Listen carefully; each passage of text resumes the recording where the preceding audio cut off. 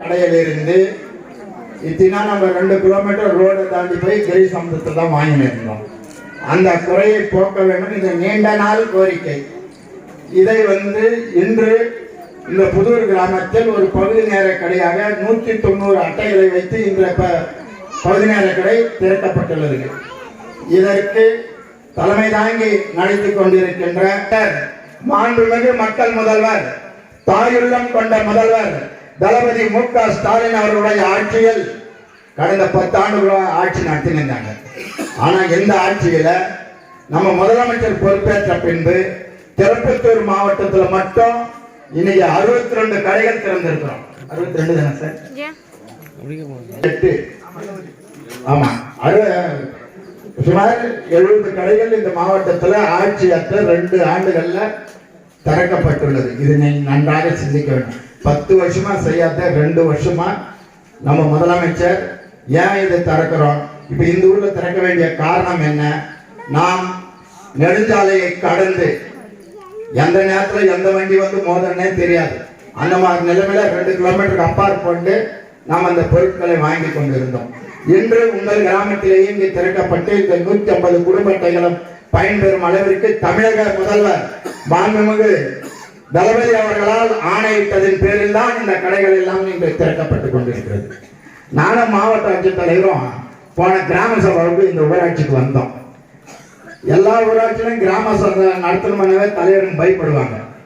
ஆனா அந்த கிராம சபத்தில் நாங்க வந்த பொழுது என்ன சொன்னாங்கன்னா, ஐயூ ஸ்கூலுக்கு மட்டும் சில அடிப்படை வசதிகள் தேவை, எங்க ஊர்ல எந்த குறையுமே இல்லைன்னாங்க. ஆனா இந்த குறை இருந்ததை யாருமே சொல்லல, யாருமே கேட்கல. கிராம சபையில நீங்கள் கேட்காதவே இந்த கடையை திறந்து வைப்பதற்கு ஆணையிட்ட முதலமைச்சர் அவர்களுக்கு நீங்கள் என்றென்றும் நன்றி சொல்ல கடமைப்பட்டவர்களாக இருக்க வேண்டும்.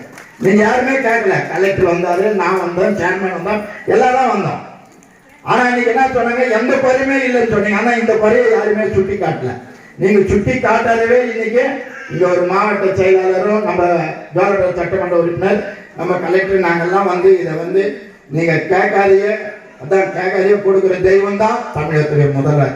அதுதான் நான் தாயுள்ளம் கொண்ட முதல்வர். என்ன இன்னைக்கு எதுக்கெடுத்தாலும் மகளிர் தான், புரியுதுங்களா? எது எடுத்தாலும் மகளிர் தான். இலவச பயணம், மகளிர் உரிமை தொகை, அந்த மகளிர் உரிமை தொகை கூட இப்ப சொன்னாங்களோ அன்னைக்கே ரேஷன் கார்டுல எல்லாமே கணவன் பேர் இல்லாத மகளிர் பேர் வந்துச்சு. இப்ப நாங்க பாக்குறோம், அப்பப்ப இப்ப ரேஷன் கார்டு அட்டை பாக்குற நிலைமையில இருக்கிறோம். நாங்க தலைமை ஆணையிட்டதன் பேர்ல பார்த்தா பெண்கள் பேர் தான் இருக்கிற குடும்ப தலைவன்.